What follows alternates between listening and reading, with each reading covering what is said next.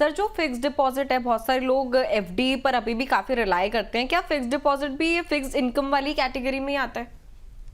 देखिए, fix deposit जरूर है फिक्स इनकम की कैटेगरी में, बट मुझे नहीं लगता और ना मैं मानता हूं कि वो लॉन्ग टर्म इन्वेस्टमेंट के लिए सही इंस्ट्रूमेंट है। क्योंकि फिक्स डिपॉजिट लार्जली शॉर्ट या मीडियम टर्म के लिए एक सही इंस्ट्रूमेंट है, लेकिन जब हम लॉन्ग टर्म की बात करते हैं तो आप इन्फ्लेशन को बीट करना चाहेंगे और थोड़े बेटर रिटर्न्स लेना चाहेंगे अपने पोर्टफोलियो में। तो अब क्योंकि टैक्सेशन सेम है, तो इन्वेस्टर्स के लिए कंसिडरेशन एक जैसा हो जाता है कि इसमें भी टैक्स मुझे उतना ही लग रहा है, वहां भी टैक्स उतना ही लग रहा है, तो क्यों ना मैं फिक्स डिपॉजिट में रखूं। लेकिन रिटर्न पर्पस से डेट म्यूचुअल फंड थोड़े से बेटर हो जाते हैं। वहां पे भी अब कुछ कैटेगरीज है जहां पे कि आपको जो है बेनिफिट टैक्स एफिशिएंसी मिल सकती है। लेकिन लॉन्ग टर्म इन्वेस्टमेंट के पर्पस से rather than fix deposit I prefer debt mutual funds. Sir, अगर कंजर्वेटिव पोर्टफोलियो या कंजर्वेटिव इन्वेस्टर्स के लिहाज से देखें, फिक्स्ड इनकम और डेट को सर आपने बहुत अच्छा बताया, लेकिन कैसे वो तय करें कि कौन से जो फंड्स हैं, डेट फंड्स की अगर बात करें यहाँ पर, वो उनके लिए सूटेबल है? क्योंकि वो थोड़ा सा रिस्क यहाँ पर लेना नहीं चाहते हैं, लेकिन जब इन्वेस्टमेंट भी करना चाहेंगे तो फिर बहुत कॉशियसली यहाँ पर सिलेक्शन करेंगे। कैसे वो तय कर सकते हैं कौन से डेट फंड्स उनके लिए बेहतर हैं? देखिए, पहली बार जब डेट म्यूचुअल फंड्स आता है तो मैंने कहा डिफरेंट कैटेगरीज हैं, उसमें दो स्ट्रैटेजीज होती हैं। एक एक्रूअल बेस्ड स्ट्रैटेजीज होती हैं, यानी कि डेट इंस्ट्रूमेंट्स की जो होल्डिंग पीरियड है, कंपनी उस डेट इंस्ट्रूमेंट को होल्डिंग पीरियड तक रखती है, उसके इंटरेस्ट से वो अर्निंग होती है और बाद में बॉन्ड रिडीम होता है, तो वो एक्रूअल बेस्ड स्ट्रैटेजी हो जाती है। दूसरा जो है वो डायनामिकली होती है, जिसमें इवन अंडरलाइन सिक्योरिटीज की भी बाइंग एंड सेलिंग होती है, इंटरेस्ट के साथ साथ उसकी प्राइसिंग पे भी अपॉर्चुनिटीज होती हैं। तो जब हम एक कंजर्वेटिव इन्वेस्टर की बात करते हैं तो may be accrual based strategies जो हैं वो उनके लिए बेटर हो जाती हैं, जहां पे कि जैसे मैंने कहा कि जो भी थोड़ी बहुत वोलेटिलिटी है वो और कम हो जाती है इस इन्वेस्टमेंट स्ट्रैटेजीज में।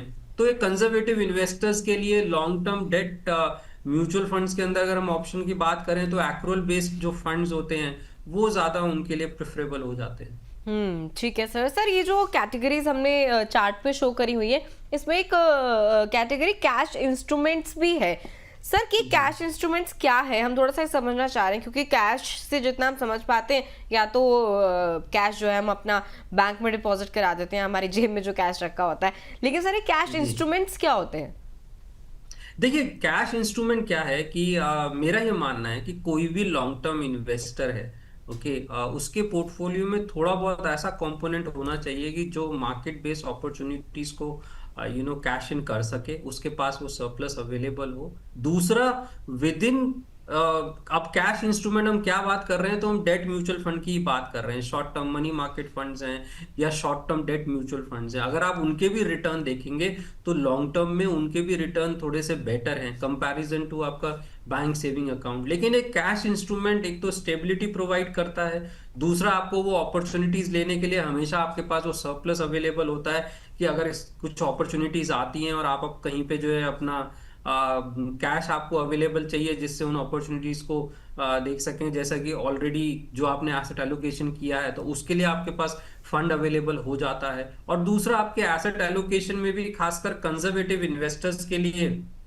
वो एक कंसिस्टेंसी प्रोवाइड करता है। तो along with debt mutual fund, cash component, cash के अंदर जो भी डेट म्यूचुअल फंड की कैटेगरीज है वो एक कंसिस्टेंसी दे सकता है पोर्टफोलियो के अंदर। तो इसलिए मेरा मानना है कि एक थोड़ा बहुत कैश कंपोनेंट भी होना चाहिए बेस्ड ऑन मॉडरेट इन्वेस्टर है या कंजर्वेटिव इन्वेस्टर्स है उनके लिए, कंपैरिजन टू कि वो उस कैश कंपोनेंट को मे बी फिक्स डिपॉजिट में रखेंगे या दूसरी कैटेगरीज में रखेंगे।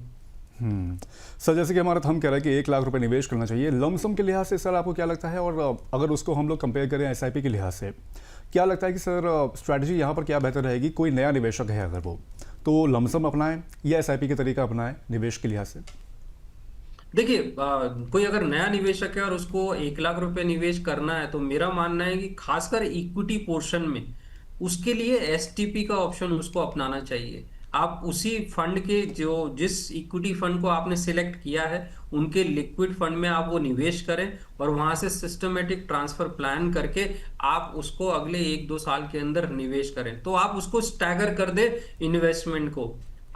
डेट म्यूचुअल फंड है, प्रॉब्ली वो लमसम में निवेश किया जा सकता है, कैश कंपोनेंट है वो लमसम में निवेश किया जा सकता है। लेकिन खासकर इक्विटी जैसा जो इन्वेस्टमेंट है, और आज की डेट में तो अगर किसी को गोल्ड भी करना हो तो स्टैगर करने में ज्यादा फायदा हो सकता है, तो इसलिए वो स्टैगर करने में ज्यादा फायदा होगा इन्वेस्टर्स को, और बेटर अप्रोच होगी। क्योंकि जब लमसम निवेश करते हैं तो फिर एक जरूर चिंता रहती है कि क्या एनएवी पे निवेश किया और कल को मार्केट जो है रिवर्स चला जाता है या और डाउन देखने को मिलता है, तो फिर वो देखिए क्या होता है ना कि कुछ थोड़ा साइकोलॉजिकली भी होता है। आपने आज निवेश किया और 2-3 महीने 6 महीने के अंदर आपको पूरा नेगेटिव रिटर्न दिखाई देने लग गया, तो साइकोलॉजिकली भी एक बड़ा फैक्टर होता है। तो इसीलिए मेरा मानना है कि उसको एड्रेस करने के लिए आप अपने इन्वेस्टमेंट को स्टैगर कर दीजिए।